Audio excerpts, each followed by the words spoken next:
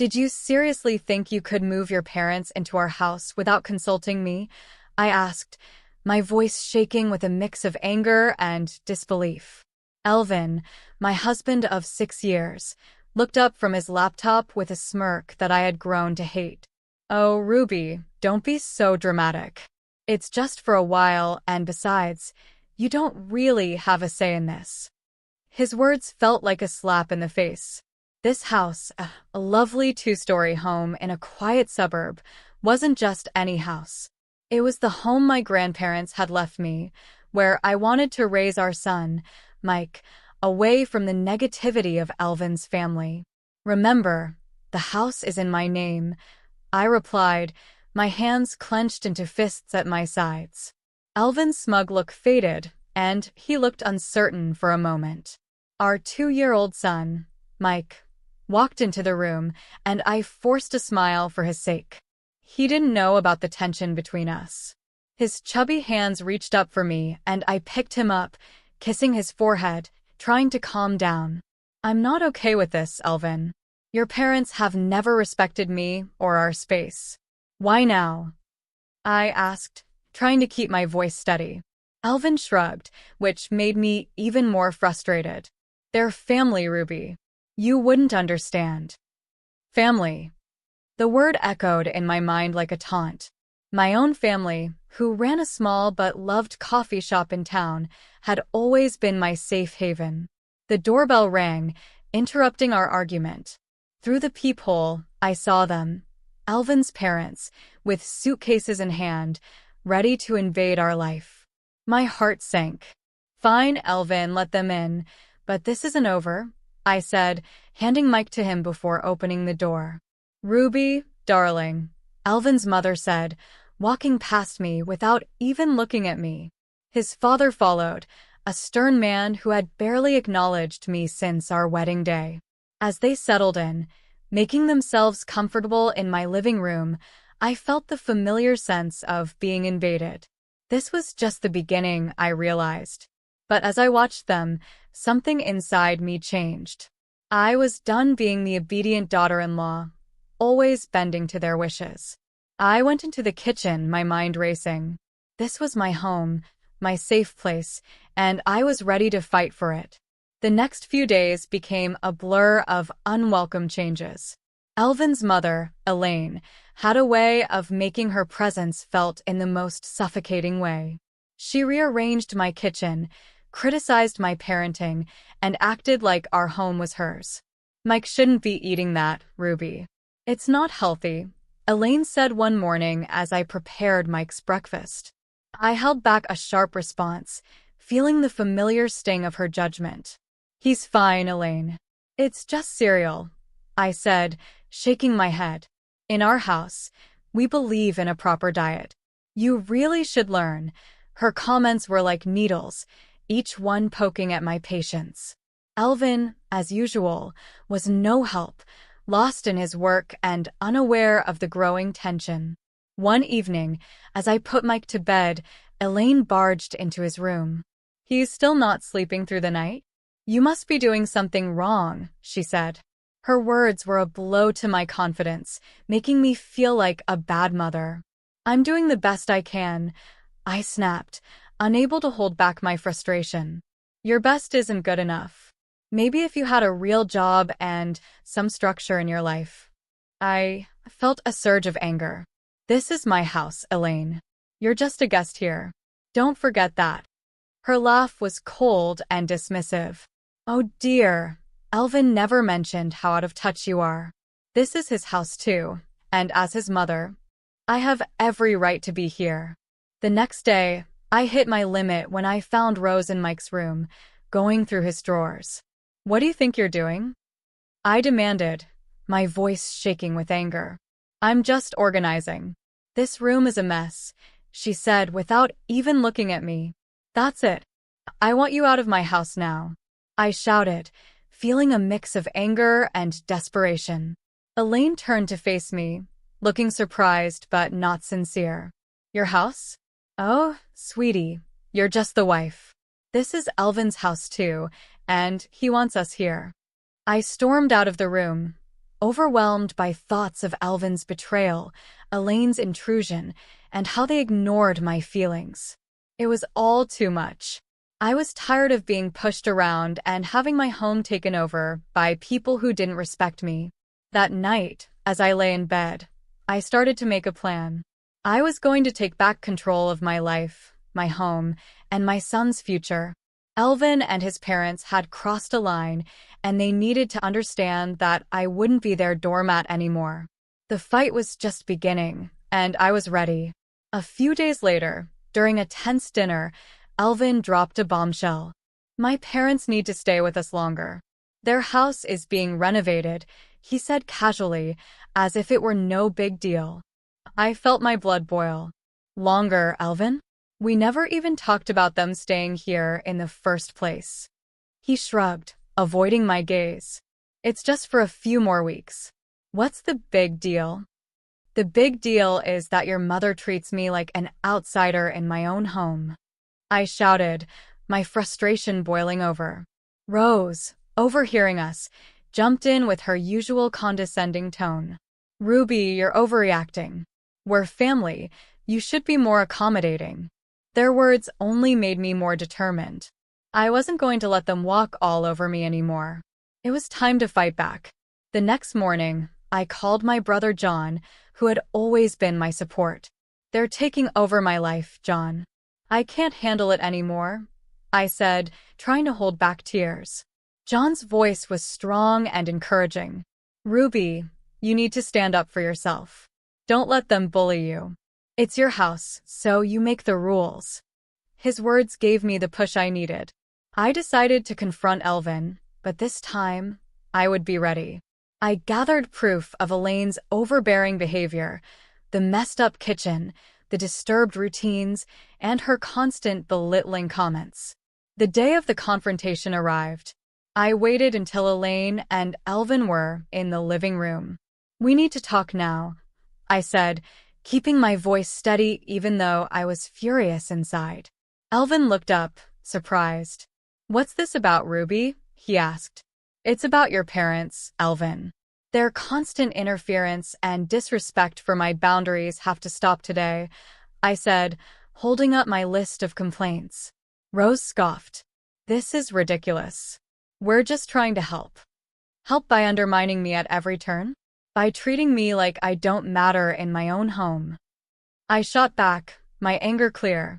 Elvin shifted uncomfortably. "Ruby, they're my parents. We can't just kick them out," he said. "No, Elvin. They're guests in my home, and they've stayed too long. Either they leave, or I do, with Mike," I said firmly, my determination clear. The room fell silent, and the weight of my words hung in the air. I saw the realization in Elvin's eyes, but it was Rose who spoke first. "You wouldn't dare," she hissed, losing her calm demeanor. "Watch me," I replied, my voice steady with resolve.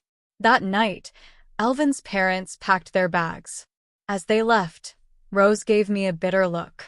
"You'll regret this, Ruby," she warned.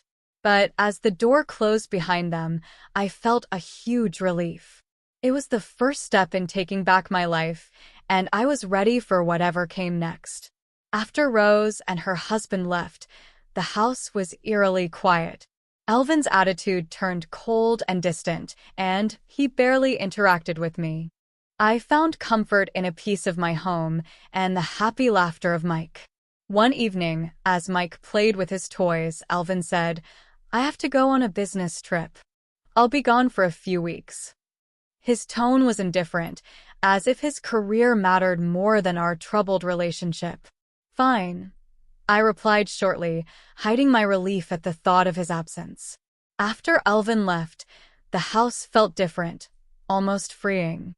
I began to undo the changes Rose had made, each small fix feeling like a win. But everything changed when I found a series of emails on Elvin's laptop, which he had left open. They revealed an affair, an ongoing betrayal that hurt more than his mother's demeaning comments.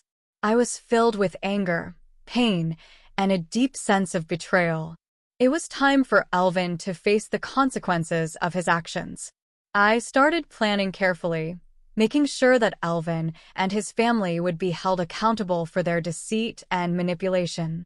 The first step was to get my financial and legal affairs in order.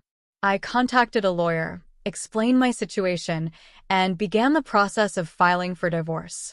Next, I focused on the house, which represented my grandparents' legacy and my independence. I called a real estate agent. "I want to sell the house quickly and quietly," I told her. The real estate agent looked surprised but noticed the urgency in my voice. "Are you sure about this, Ruby?" "It's a big decision," she said. "I've never been more sure of anything," I answered, feeling strong and determined. After the betrayal, the house went on the market, and within days, offers started coming in. The thought of Elvin coming back to find he had lost his control over everything gave me a grim satisfaction. During this time, I reconnected with my family, finding strength in their support. "We're here for you no matter what," my father told me as I watched Mike play, unaffected by the chaos around him. I made a quiet promise to protect his happiness, no matter what. Elvin's return was approaching, but I was no longer the woman he had left behind. I was ready to face him, equipped with the truth and a plan to take back my life. When the day came for Elvin to return, the tension in the air was thick. I had imagined this moment many times, and although I was prepared, my heart raced as I heard his key turning in the lock. "Ruby, I'm home," Elvin called out, his voice echoing through the now changed space. I walked out of the kitchen, standing tall. "Welcome back, Elvin. We need to talk," I said firmly. He looked around, noticing the changes I had made. "What's going on?" "The house looks different." I stayed calm. "I sold the house, Elvin. It's no longer ours." His face showed shock and anger. "You did what?" "You can't just sell our house without telling me," he argued. "It's my house, Elvin, and after what I found out, I don't think you get to say any more," I replied, my voice calm but filled with anger. He scoffed, trying to hide his surprise. "What are you talking about?" "The affair, Elvin. I know everything." I watched as his calm act fell apart. He tried to deny it, but it didn't last long. "Ruby, it's not what you think," he begged. "I think it's exactly what it looks like. You betrayed me and our family," I responded, the hurt clear in my voice. Elvin went from shocked to angry. "You're overreacting. We can work through this," he said. "There's no we anymore, Elvin." "I filed for divorce," I said, handing him the papers. The conversation turned into a blur of accusations and denials, but I stood firm. The man I had married was gone, replaced by someone driven by selfish desires. As he stormed out, promising to fight the divorce, I felt a mix of freedom and worry. I had taken the first step toward a new life, but I knew the struggle wasn't over. In the weeks that followed, everyone learned about our situation. Elvin's parents, who had been so confident and overbearing, were now caught up in the fallout from their son's actions. They tried to contact me, but I ignored them completely. I focused only on Mike and finalizing the divorce. When the court hearing day arrived, Elvin looked defeated, finally realizing the gravity of what he had done. The judge granted me the divorce and custody of Mike, and I felt a sense of justice. Elvin's attempts to reconcile after the hearing were ignored. "You made your choice, Elvin. Now live with it," I said, walking away from him for the last time. News of our divorce and Elvin's affair spread quickly, damaging his reputation and relationships. His parents, who had once been proud and judgmental, were now shunned by people who had previously respected them. As I walked out of the courthouse holding Mike's hand, I realized this was not just an end but a new beginning, a fresh start for both of us, free from deceit and manipulation. The future was uncertain, but it was ours to shape. Life after the divorce felt like coming out of a long, dark tunnel into the light. I had regained control not just of the house, which was now sold, but of my life. Mike, happily unaware of the adult issues, thrived on the love and stability I gave him. My days were busy but satisfying, focused on rebuilding our lives and managing the coffee shop, which had become my safe haven. Still, the shadow of Elvin and his parents lingered. One day, as I was closing the shop, Elvin appeared, looking disheveled and desperate, so different from the composed man I once knew. "Ruby, please, I need to talk to you," he begged, his eyes searching mine for any trace of the compassion that used to be there. I hesitated, feeling a mix of emotions at the sight of him. "What do you want, Elvin?" I asked, trying to keep my frustration in check. "I can't afford the alimony and child support. I lost my job because of the scandal, and my parents, they are broke too," he admitted, his words hitting hard. "That's not my problem, Elvin. You made your choices, and now you have to deal with the consequences," I said firmly, closing the door on our shared past for good. As I walked away, leaving Elvin behind, I felt a sense of closure. The journey had been painful, full of betrayal and heartache, but it had led me to a place of strength and independence. Life moved on. Mike grew up, his laughter and curiosity bringing joy to our home. The coffee shop thrived, becoming a warm, welcoming place for the community. I found happiness in simple pleasures: the smell of fresh coffee, Mike's giggles, and the support of friends and family. Elvin and his parents became distant memories, their story a lesson on the consequences of betrayal and selfishness. My journey had taught me about resilience and the importance of standing up for myself. As I locked up the shop that evening, I looked at the sky painted with hues of orange and pink as the day ended. I smiled, holding Mike's hand tightly. Our future was uncertain, but it was bright. We were moving forward, one step at a time, into a new chapter of our lives.